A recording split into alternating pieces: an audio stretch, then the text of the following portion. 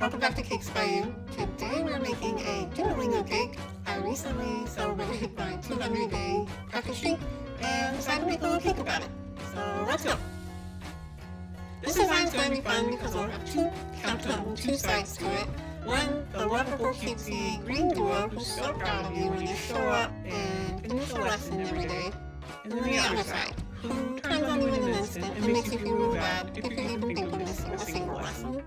So for the shape of this cake, I started with a simple 6-inch round cake and made a couple curved cuts to get the shape of his body just right. I'm smoothing out a thin layer of Swiss American hybrid buttercream before covering the cake later on in lemon chocolate.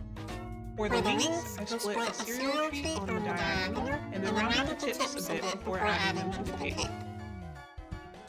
I pressed them into the buttercream on the sauce and then completely covered them with buttercream before chilling. Once the buttercream is firm, these wings are set in place, and I can cover the cake without worrying about them moving around. For doing sweet, I shaped some cereal treats and then covered them with molten chocolate in an honestly rather unfortunate shade. They look a bit like the Slippers at this stage, but that's okay because we're going to pick later. Weenie feet. My design choice really worked out in my favor because this is such an unusual shape for a cake. Doing the covering in two pieces, like a front and back, is probably a lot easier than it would have been to drape one colored piece over the entire cake. On the subject of two-tone cakes, you want to make sure you have a really nice sharp blade when you're cutting the edge of each of those colors.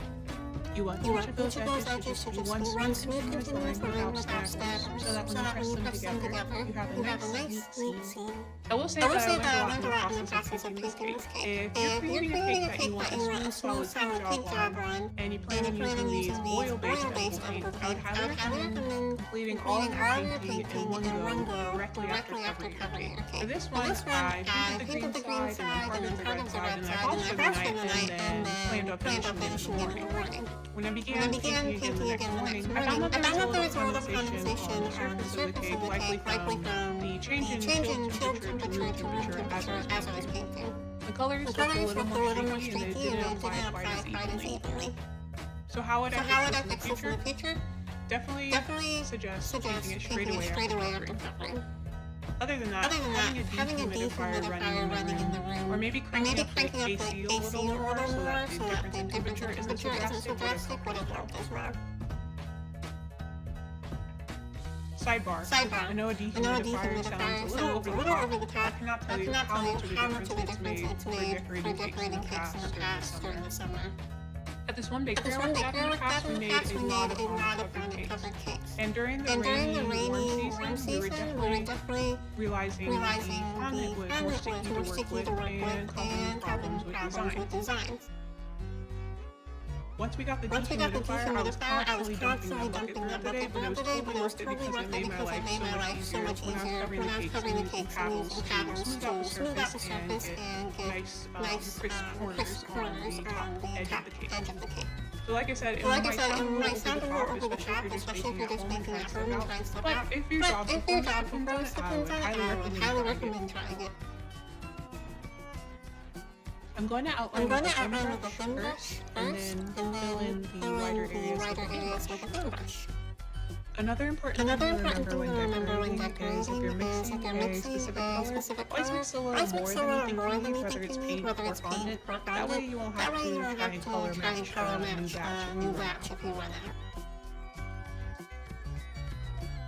Yeah, so you can see here that these colors go on really smooth, they're very buildable and blendable. I started with the lighter color, made the outline around his eyes, and then the couple of feathers on his tummy, and did the same thing on the opposite side in the pinkish color.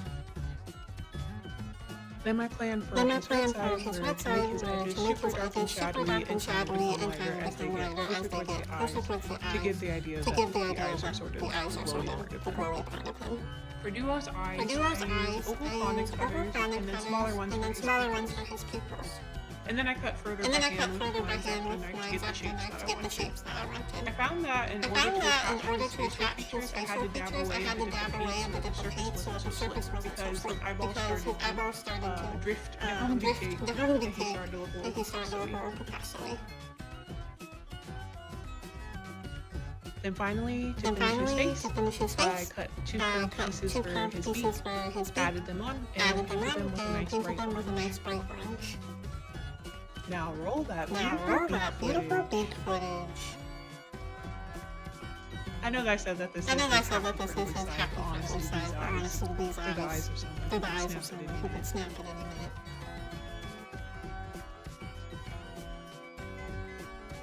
And then I basically repeated the process for the back of the with the addition of big angry eyebrows. And his beak is closed, so I just made it in one piece instead of two. To finish the decoration, I added some yakra from the daiso because I'm studying Korean and I thought he should have some Korean snacks. And then for the top of his brow, I'm just going to add a little more shading so that it kind of looks like his eyes are glowing red in contrast. And finally, I'm going to add some white highlights so you can really see Duo's rage and disappointment gleaming in his eyes. Now here he is, our completed Duolingo tape. Let me know if there are any other characters or creatures that you'd like to see represented in cake like this, or it could be a double-sided cake. I think that would be a fun prompt. I think that would be a fun prompt for future cakes. But thank you so much for watching, and if you enjoyed this video, be sure to subscribe. See you next time, but until then, happy baking!